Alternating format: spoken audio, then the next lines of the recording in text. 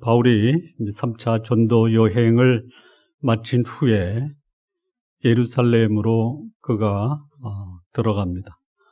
예루살렘으로 가는 길은 그의 죽음의 길과 같습니다. 마치 예수님이 십자가를 지기 위해서 예루살렘에 입성한 것과 같은 그런 상황을 바울이 직면하게 됩니다. 이 유대인들의 박해가 예상되기 때문에 그의 제자들과 함께 교제했던 형제들이 예루살렘에 가지 말라고 바울을 권면합니다. 그러나 바울은 그런 가지 말라는 권면에도 불구하고 그는 예루살렘으로 들어갑니다. 예루살렘에 도착하자 그를 기다리던 유대인들이 소요를 일으키고 바울을 이 법정에 세우는 그런 집단적 박해를 벌입니다. 자, 지금 이 바울을 법정에 세우고 또 그를 고발하기 위해서 수많은 사람들이 바울 앞에 서 있습니다. 언제 어떻게 죽일지 그 명분을 찾기 위한 집단들입니다. 한번 여쭤보겠습니다. 회사에서 10명이 집단적으로 몰려와서 여러분들의 잊지도 않은 잘못을 들춰내서 여러분들을 고발하면 여러분들은 어떻게 반응하시겠습니까? 1번 당당하게 맞선다. 2번 왠지 모르게 위축이 된다. 어떻습니까? 안 당해봐서 모른다. 예?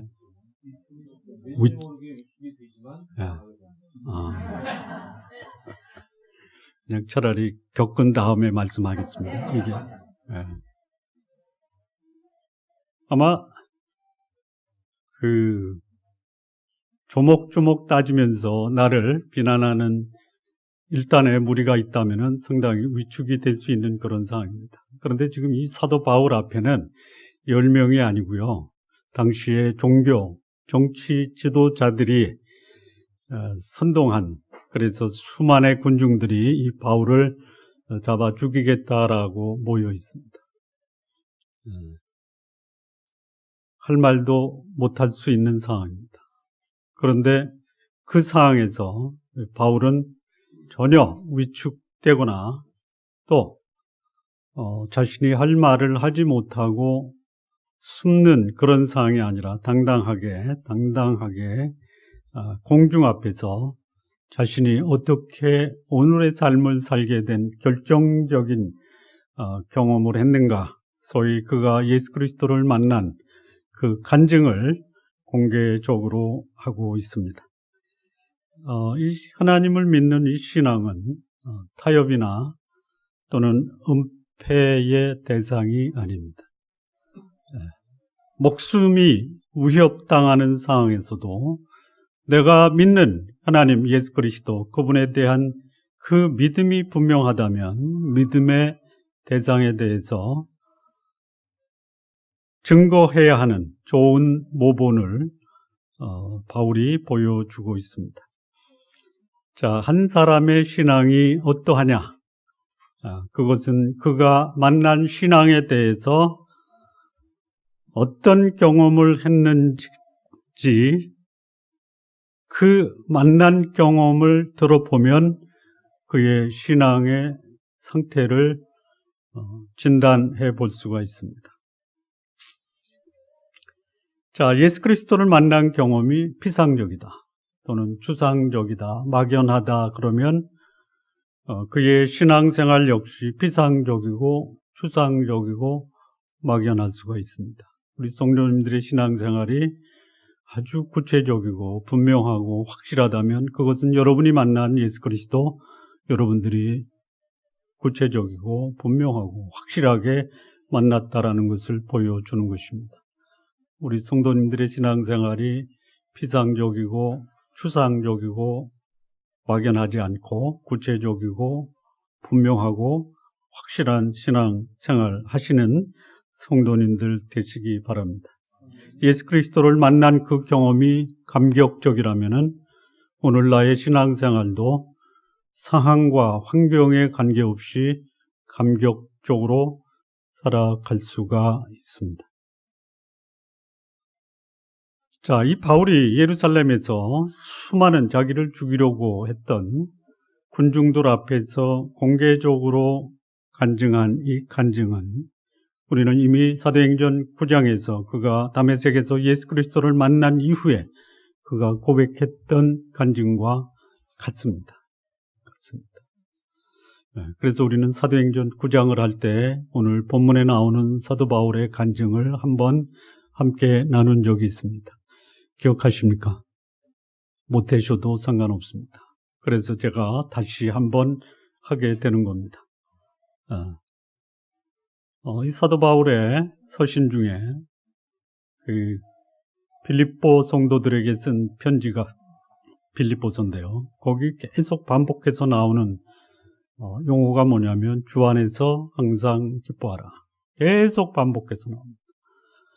한 번만 써도 되는데 반복해서 쓰는 이유가 뭘까요? 네? 중요하다. 그리고 그대로 살기를 꼭 바라는 마음으로 반복해서 강조한다.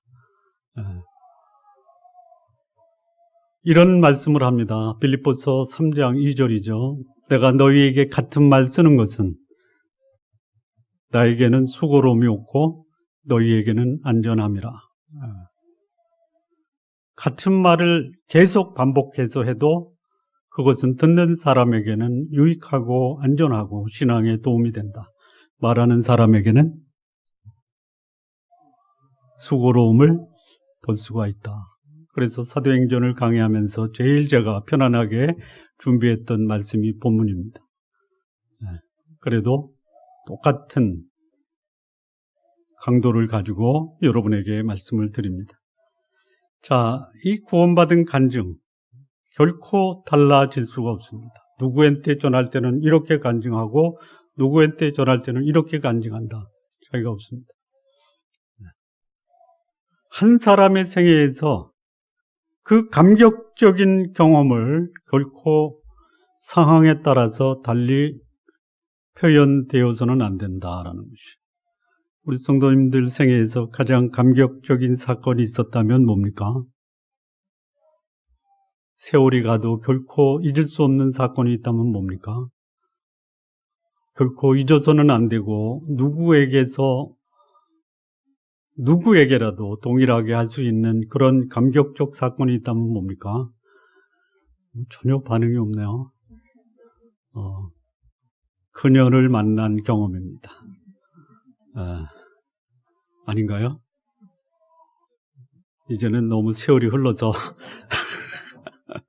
그때의 그 감격을 여전히 기억한다라는 것은 저에게는 잊혀진 과거입니다. 이겁니까? 아니죠? 설령 지금 사는 게 각박해도 그녀를 만난 그 순간만큼은 결코 잊을 수가 없죠?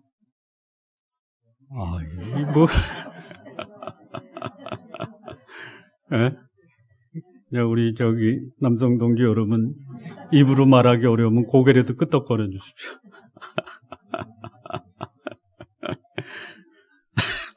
여러분, 남성 동지 여러분, 그때 그대를 만나지만 않았어도, 그래서 다른 그녀를 만나도 차라리 그때 그녀를 만나는 것이 더 복됐을 것을 이렇게 할 수밖에 없는 게 오늘 그녀를 만난 감격을 유지할 수 있는 방법입니다.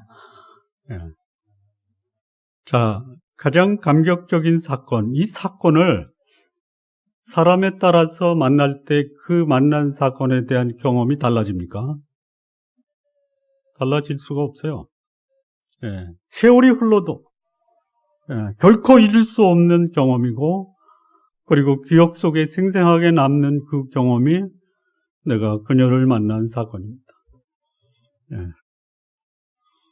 여기 바울이 세월이 가고 수많은 사건과 경험을 했어도 그날의 그 감격은 결코 잊을 수 없고, 그리고 그 기억은 여전히 내 기억 속에 생생히 남아 있었다라는 것이. 그게 뭐냐? 예수 그리스도를 만난 사건입니다. 그래서 바울은 시간이 지남에도 불구하고 오래전에 만난 그 예수 그리스도, 그를 생생하게 자기를 죽이려고 하는 수많은 군중들 앞에서 고백하고 있는 것입니다. 당신들이 나를, 내가 믿고 있는 예수 그리스도 그분의 복음을 위해서 내가 살아온 이것 때문에 나를 죽인다 하더라도 나는 결코 그분을 만난 그 경험, 그분을 위해 살아가는 그 삶을 결코 포기할 수 없다라고 고백하는 것입니다. 우리 성도님도 그렇게 되셨으면 참 좋겠습니다.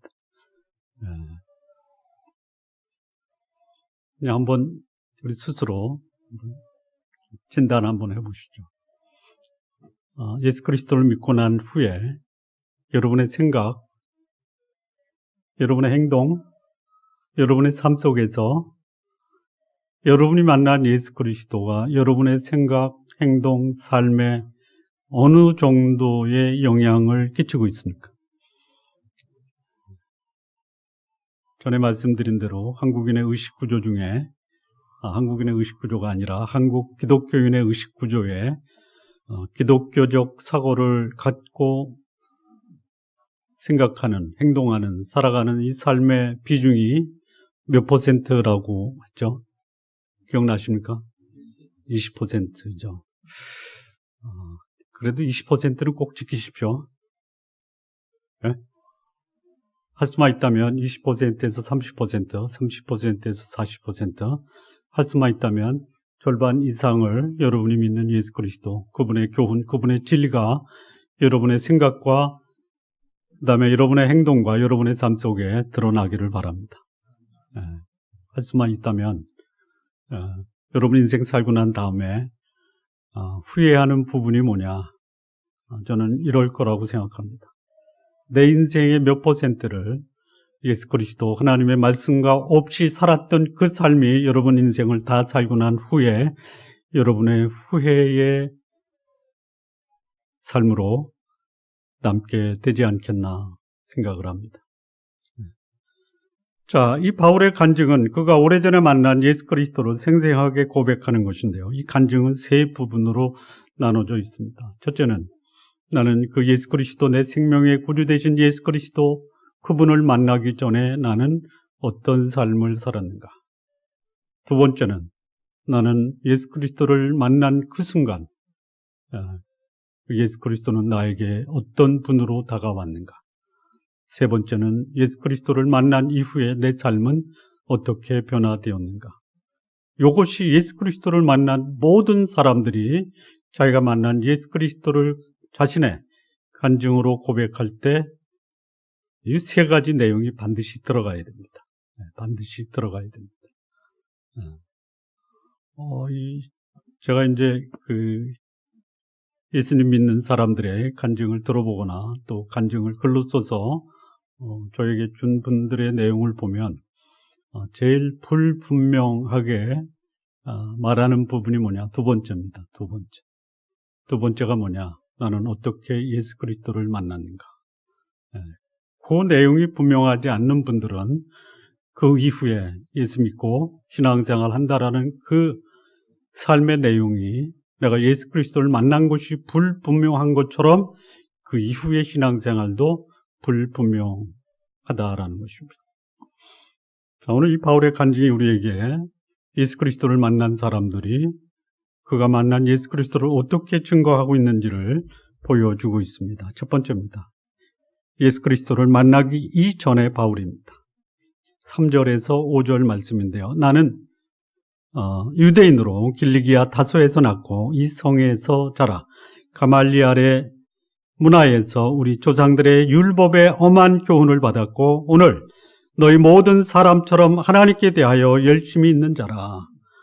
내가 이 돌을 박해하여 사람을 죽이기까지 하고 남녀를 결박하여 옥에 넘겼느니 이에 대제사장과 모든 장로들이 내 증인이라. 또 내가 그들에게서 다메섹 형제들에게 가는 공문을 받아가지고 거기 있는 자들도 결박하여 예루살렘으로 끌어다가 형벌받게 하려고 가더니. 이것이 바울이 예수 그리스도 만나기 전에 그의 삶의 모습입니다. 한마디로 말하면 그는 하나님께 대하여 열심을 내는 자. 근데 그 삶의 모습이 뭐냐? 하나님인 예수 그리스도를 믿는 자를 잡아다가 죽이기도 하고 옥에 가두기도 했던 사람입니다. 바울은 자신의 신앙 배경에 대해서 당대 최고의 율법 교사인 가말리엘 문화에서 엄한 율법 교육을 받았다고 합니다. 그리고 그는 하나님께 대해서는 열심히 살았다고 합니다. 어느 정도 율법에 충실했냐? 예수 그리스도를 율법의 잣대로 판단해서 예수 그리스도를 율법의 적으로 판단했고 예수 믿는 자를 죽이기까지 하고 감옥에 가두기까지 한 사람이 바울입니다. 바울의 신앙은 소위 그의 종교적 신념, 종교적 이데올로기에 갇혔던 사람입니다.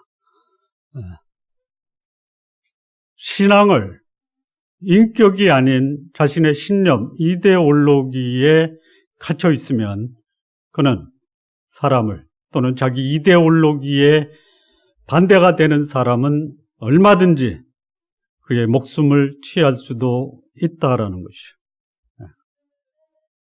이게 바울의 예수님 만나기 전의 모습입니다. 이 종교적 이데올로기에 갇힌 사람은요, 그 이데올로기 범위를 넘어가지도 못합니다.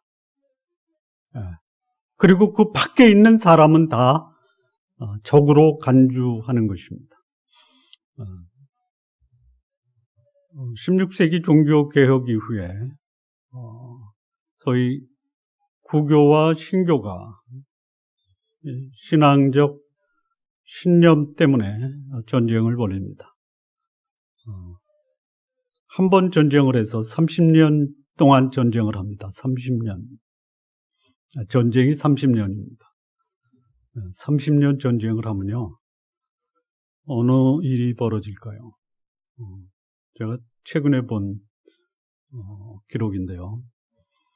이 30년 전쟁 동안 이 독일의 한 마을에 이 전쟁이 일어나기 전에 8만 명이 살았습니다. 그런데 30년 전쟁이 지난 다음에 그 마을에 남아있는 사람이 몇 명이었냐? 8,000명입니다. 독일 전체에 당시에 한 3천만 명이 살았는데 전쟁이 끝난 다음에 남은 사람의 숫자가 1,200만입니다. 놀라셨죠? 누구의 이름으로 사람을 죽인 겁니까? 누구의 이름으로? 하나님의 이름으로. 이게 종교적 이데올로기에 갇힌 사람들이 하나님의 이름으로 하나님이 그렇게도 소중히 여겨서 자신의 목숨까지 준 사람들을 죽일 수도 있다라는 것이죠. 성도님께 한번 여쭤보겠습니다. 우리 예수 그리스도, 그분 하나님의 아들, 이분을 믿는 신앙은 철저하게 배타적이어야 합니다. 다시 말하면 예수 그리스도 외에는 우리의 영혼을 구원할 다른 구세주가 없습니다. 제가 다른 종교를 폄하하는 것이 아닙니다. 절대로 그런 게 아닙니다. 우리 불교에서는 모든 사람이 다 부처가 될 수 있습니다. 그 중에 제일 위대한 부처님은 석가모니 부처님입니다. 사찰에 가면 대웅전이 있죠. 대웅전에는 누구를 모시냐면 석가모니 부처님과 그의 제자들을 모시죠.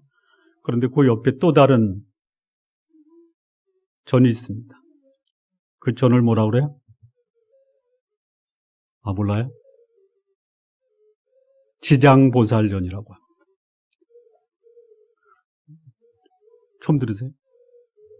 지난번에 안 들으셨어요? 들었는데 잊으셨어요.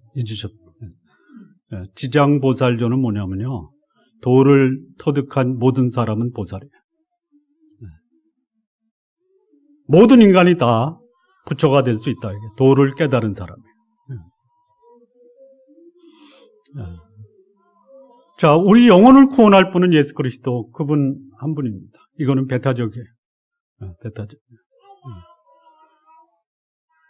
자, 그런데요, 예수 그리스도를 배타적으로 자신의 구주와 주님으로 모신 사람들은요, 모든 사람을 품어야 됩니다. 다시 말하면 그가 품을 수 있는 사람은 배타적인 사람이 없다라는 것이.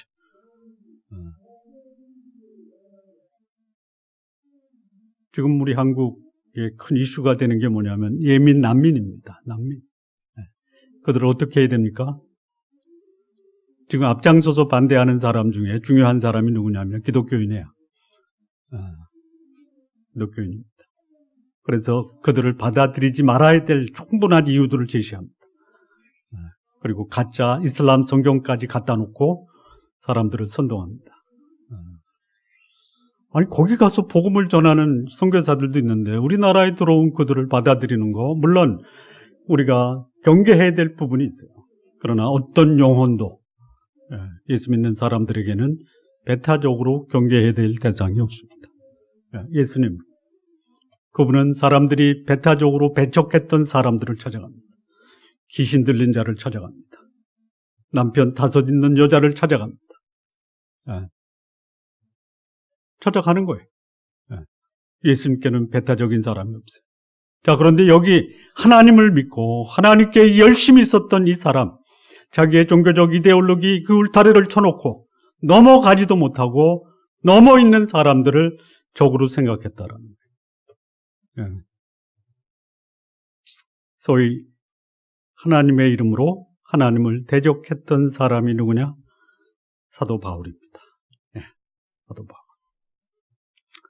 사실 최근에 참 하나님의 이름이 무척 모욕을 당하고 있습니다. 누구 때문에요? 하나님 안 믿는 사람 때문에 하나님이 모독당하지 않습니다.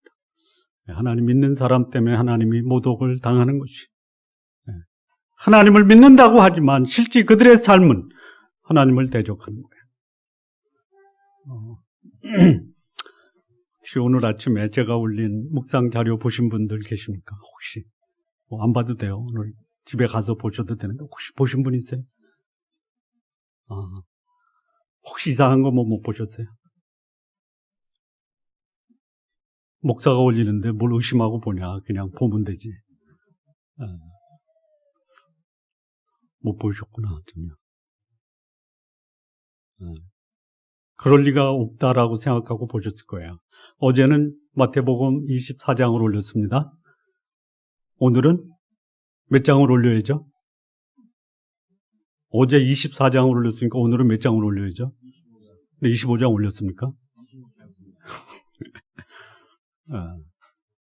저도 깜짝 놀라가지고 내가 왜 25장을 미리 묵상을 못하고 26장을 올렸을까? 그래서 오늘 아침에 25장을 묵상을 했는데요. 거기요, 어느 임금이 이런 얘기를 합니다. 너희는 내가 목마를 때 먹을 것을 주었고, 배고플 때 먹을 것을 주었고, 헐벗을 때 입을 것을 주었고. 그때 그 말을 들은 사람들이 제가 언제 그렇게 했습니까? 저는 당신이 먹지 못한다라는 것은 감히 생각도 못합니다. 당신이 못 먹으면 제가 당연히 드리죠. 당신이 목마를 때 저는 당신에게 물을 준 적이 없습니다. 헐벗을 때 입을 것을 준 적이 없습니다. 그때 임금이 말합니다. 너희 주변에 배고프고 목마르고 헐벗은 자에게 한 것이 바로 나에게 한 것이다. 이게 참된 신앙인의 모습입니다. 사람에게 얼마나 많은 관심과 사랑과 그들에게 자비를 베풀었느냐, 이게 신앙의 핵심입니다. 배고프고 헐벗고 목마른 자가 어떤 종교적 신념을 갖고 있느냐, 이것은 전혀 신앙인의 관심의 대상이 되어서는 안 됩니다. 근데 바울은 그런 사람이에요. 소위 종교적 이데올로기에 갇혀서 자기 안에 있는 것만 고수하고 넘어가지도 못하고 그 밖에 있는 사람에 대해서는 사람 대접도 하지 못하고, 그리고 자신의 종교적 이데올로기에 조금이라도 해가 되는 그런 이들에 대해서는 그들을 죽이는데도 전혀 서슴지 않았던 사람이 바울입니다. 누구의 이름으로? 하나님의 이름으로. 하나님의 이름으로. 오늘날 한국 교회의 최대의 문제가 뭐냐? 너무 많이 가지고 있다. 나누고 베푸는 일에 쓰는 것이 아니라 한 개인이, 한 목사가 소위 몇백억의 돈을 비자금으로 관리했다. 어떤 목사는 한 달에 몇 억의 건물 수입료를 받는다. 임대료를 받는다. 이게 지금 한국 교회의 실상입니다. 그런 삶을 살았던 사람이 바울이에요. 바울. 예배도 드리고 헌금도 하고 봉사도 하고 그러면서도 탐욕과 욕망은 이 마음을 가득 채우고 있었던 것이죠.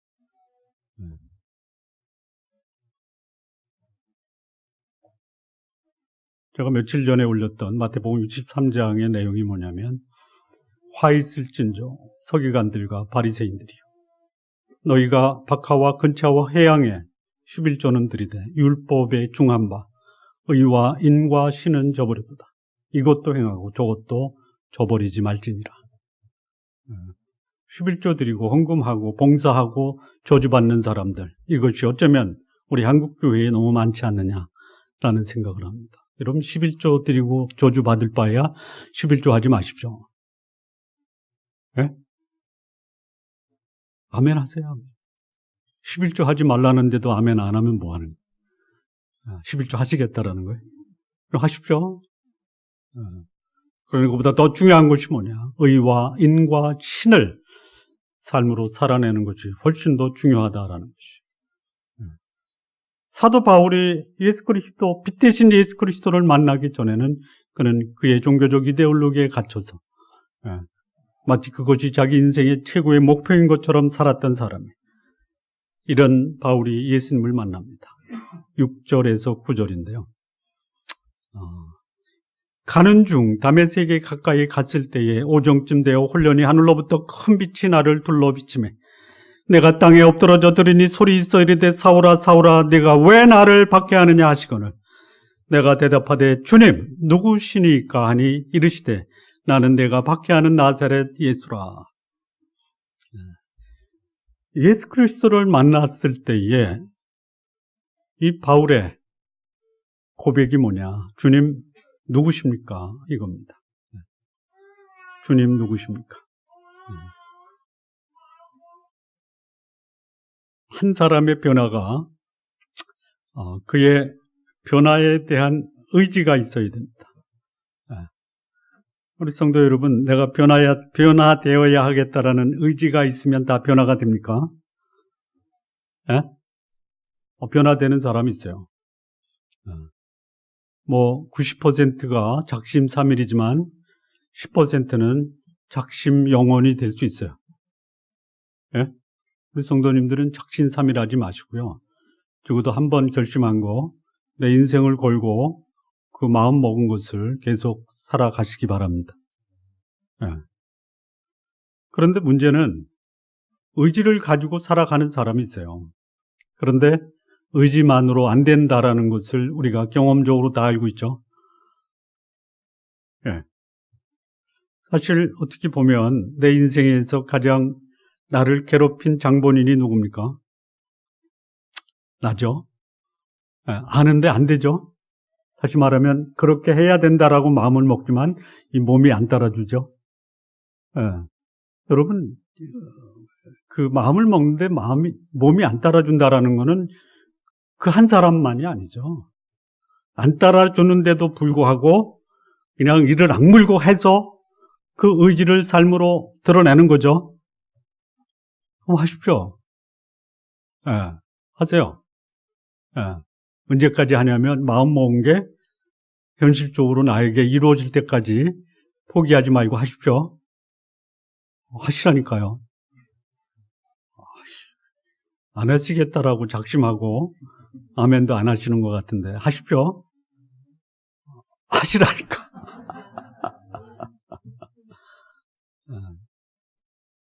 근데 해보니까 안 됐잖아요. 안 됐잖아요. 그런 참 내가 나를 극복해야 된다라는 것이 내가 이루어야 될 가장 최대의 과제라는 것을 아는데도 불구하고 그대로 못 살았던 내 자신이 원망스럽고 그것으로 인해서 가슴 아픈 경험을 한 사람들이 있어요. 자, 이 사도 바울 그는 하나님의 뜻이라고 생각하고 그리스도인을 죽이는 데 앞장섰던 사람이에요. 그리고 그는 그것이 빛 가운데 사는 삶이다라고 생각을 했어요. 그런데 바울에게 회심의 기회가 찾아옵니다. 그의 생각, 사고, 신념, 주관, 이거 송두리째 바꾸고 그의 인생도 바뀌는 거예요. 그게 언제냐? 다메섹으로 가는 도중에 그에게 참빛 대신 그 빛의 주인이 자기에게 내리쬐인 것입니다. 바울은 빛을 알았어요. 어떤 빛을 알았냐? 그에게 빛이 뭡니까? 자기 길을 인도하는 율법과 전통이었어요. 근데 그것이 그 눈을 가린 거예요. 거기에 바울에게 참된 빛 대신 예수 그리스도가 내리쬐입니다. 참된 빛이 내리쬐어요. 율법과 전통에 가려있던 그의 눈이 예수 그리스도, 그분이 비치는 빛으로 인해서 그의 눈이 밝혀집니다. 여러분, 빛이 없는 것이 아닙니다. 빛을 안 보는 것이 빛을 못 보게 되는 것이죠. 빛이 세상에 왔을 때 사람들이 빛보다 어두움을 더 사랑함으로 빛을 배척한 것이죠. 지금도 예수 그리스도는 우리에게 참된 빛으로 다가오십니다. 진리로 다가오십니다. 이 바울은 율법과 전통 선행이 자신을 구원하는 구원의 길이라고 믿었던 사람이에요. 그래서 그는 그것을 위해서 자기 인생을 바쳤습니다. 그런데 우리의 빛 대신 예수 그리스도, 인간의 선행과 율법으로 우리가 하나님 앞에 의롭다 하심을 얻을 수 없다라는 것을 아셨기 때문에 자신이 친히 인간의 연약한 죄와 그리고 연약한 이 율법 앞에 굴복되어 있는 인간을 구원하기 위해서 그분이 우리에게 빛으로 찾아오신 것입니다. 나를 두르고 있었던 어둠의 그림자, 율법과 전통의 그림자, 선행과 종교적 의식의 그림자 가운데 예수 그리스도는 빛으로 우리에게 오셔서 우리를 가두고 있었던 이 어두움을 걷어버리신 것입니다. 나에게 빛으로 다가오신 그분이 나의 주님이다 라고 바울이 발견한 거죠. 예수 그리스도 그분이 나의 빛이다라고 빛이 바울에게 비쳤을 때 그는 첫 마디가 뭐냐? 주님, 당신은 누구십니까? 지금까지 내가 주인으로 모시고 살았던 것, 바울에게 있어서는 율법과 전통입니다. 바울에게는 율법과 전통이지만 우리에게는 우리의 주인으로 모시고 살았던 그것이 무엇이냐라는 것이죠. 여기 바울이 이렇게 고백합니다. 주님 누구십니까? 빛으로 자기에게 다가오신 것이 주님이라는 것은 알아요. 그런데 그 실체를 아직은 모릅니다. 여러분의 죄와 여러분의 허물을 위해서 나를 구속하기 위해서 돌아가신 그분, 나의 죄 문제가 해결됐다, 나를 억누르고 있었던 이 죄 문제가 해방되는 그 순간 나를 죄에서 해방하신 당신 누구십니까? 라고 우리도 우리를 구원하신 그분을 향해서 고백할 수 있어야 됩니다. 종교적 의식이나 마음의 변화가 예수 그리스도를 주님으로 고백하는 것 대신할 수 없습니다. 예수 그리스도 그분이 나의 주님 되심을 고백하는 것, 이것이 예수 그리스도를 나의 구주와 주님으로 믿겠다라는 고백입니다.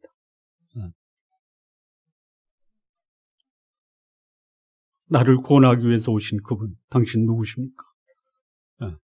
그리고 그분 앞에 당신이야말로 내 인생의 주님입니다 라고 고백하는 것이 언제 일어나느냐? 예수 그리스도를 만난 그 순간 일어나는 것, 이것이 그 사람에게 하나님의 구원과 그를 누르고 있는 죄와 사망으로부터 해방시키는 그런 순간이 되는 겁니다. 우리 성도 여러분, 진지하게 하나님 앞에 질문하시기 바랍니다. 예수 그리스도, 당신은 누구십니까? 나의 빛 대신 당신 누구십니까? 나의 주인 대신 당신은 누구십니까? 성도님들, 예수님을 주님으로 고백하고 따르기 전에 그분이 누구신지를 먼저 아시기 바랍니다. 그분을 모르는 분이 신앙생활을 한다라는 것은 신앙생활이라고 할 수가 없습니다. 종교적 생활은 가능해도 그분이 신앙이다라고 말하기는 아직은 부족한 것입니다. 나의 종교적인 행위, 율법적인 준수, 율법의 준수, 선행이 나의 영혼을 구원하는 신앙생활이 아니라 예수 그리스도 그분을 주님으로 고백하는 것만이 하나님이 나를 구원하신 그 구원이 나에게 이루어진다라는 것, 그것을 믿고 감사하시기 바랍니다. 세 번째입니다. 이렇게 예수 그리스도를 주님으로 고백하고 난 후에 바울에게 일어난 변화는 무엇인가? 10절 말씀을 보겠습니다. 10절. 내가 이르되 주님 무엇을 하리이까? 주께서 이르시되 일어나 다메섹으로 들어가라. 내가 해야 할 모든 것을 거기서 누가 이르리라 하시거늘. 여기 예수 그리스도를 주님으로 고백한 후에 이 바울의 그 다음 말은 뭐냐? 주님, 제 인생의 주님은 당신입니다. 나를 구원하신 분이 당신이라면 이제부터 내가 살아가야 될 내 삶의 인도자, 내 인생의 주인은 당신입니다. 자, 이 바울은 예수 그리스도를 영접하고 예수 그리스도 앞에 자신의 인생을 드린 후에 그는 한결같이 모든 사람에게 자신을 소개할 때 첫 번째 쓰는 자신의 정체를 뭐라고 얘기합니까? 예수 그리스도의 종.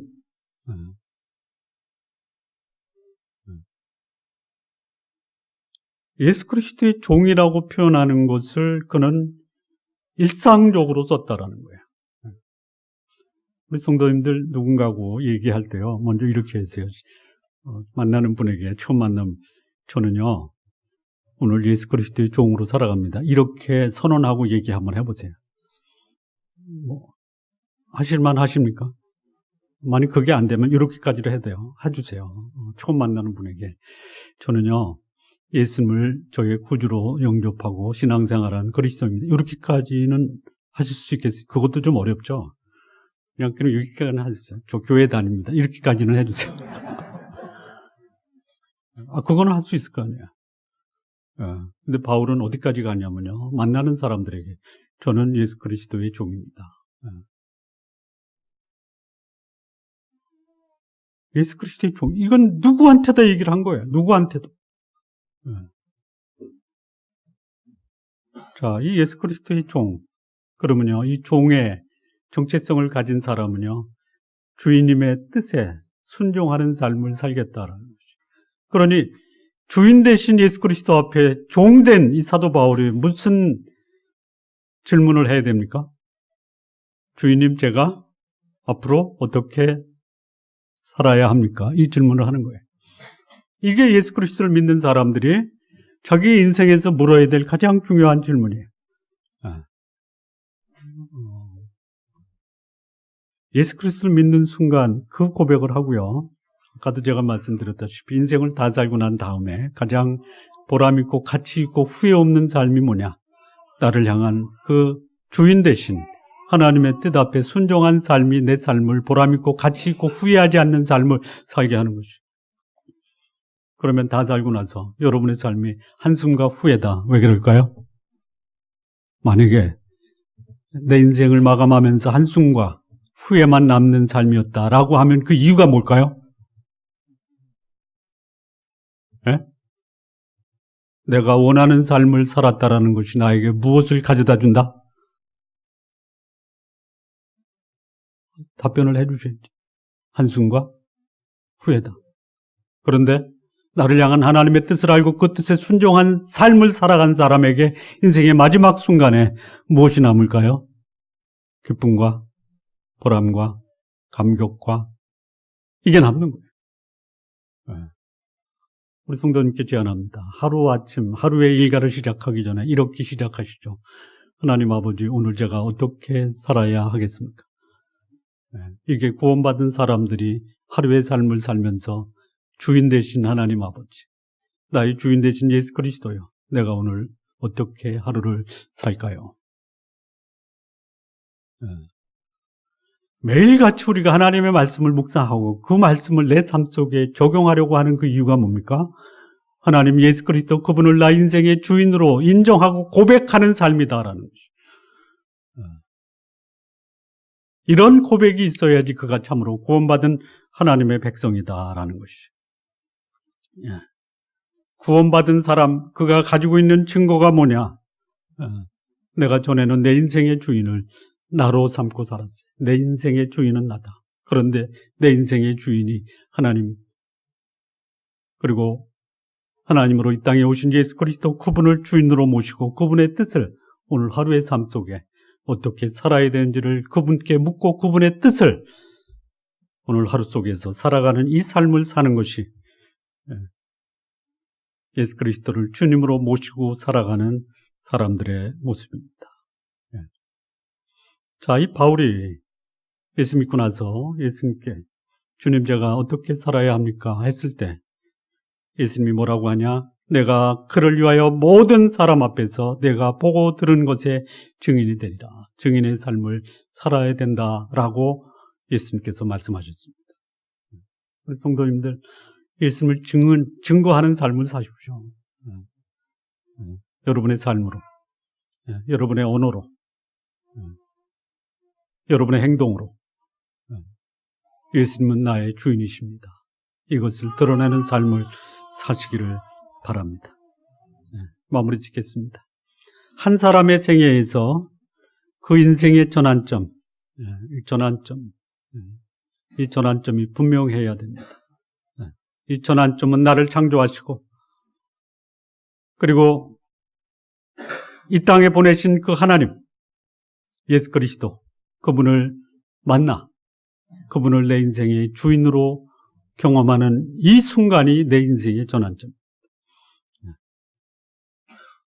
하나님 없이도 인생을 잘 살 수 있다라고 하는 이들, 그렇게 살고 있는 사람도 있지만 그렇게 살고 나서 인생의 마지막 호흡이 끊어지면서 내 인생은 후회와 한숨이다라고 말한다면 그것은 결국 나를 위한 삶이 내 인생에 그런 열매를 맺게 했다라는 것이죠. 우리 성도님들, 여러분 인생의 주인, 영원하신 하나님, 나의 생명을 이 땅에 보내신 그 하나님 예수 그리스도를 여러분의 구주와 주님으로 모시고 사는 삶을 사시기 바랍니다. 그리고 오늘의 삶에서 하루의 삶이 시작되기 전에 하나님 아버지, 내가 오늘 어떻게 살아야 될까요? 그렇게 그분의 뜻을 구하는 삶으로 하루의 삶을 사시기를 바랍니다. 예수께서 여러분의 주인이시라면 그분의 뜻이 여러분의 삶을 통해서 드러나고 그리고 그 삶이 여러분의 인생을 위대한 인생으로 만들었다라는 이런 고백이 여러분의 삶 속에 있기를 진심으로 바랍니다. 기도하시겠습니다.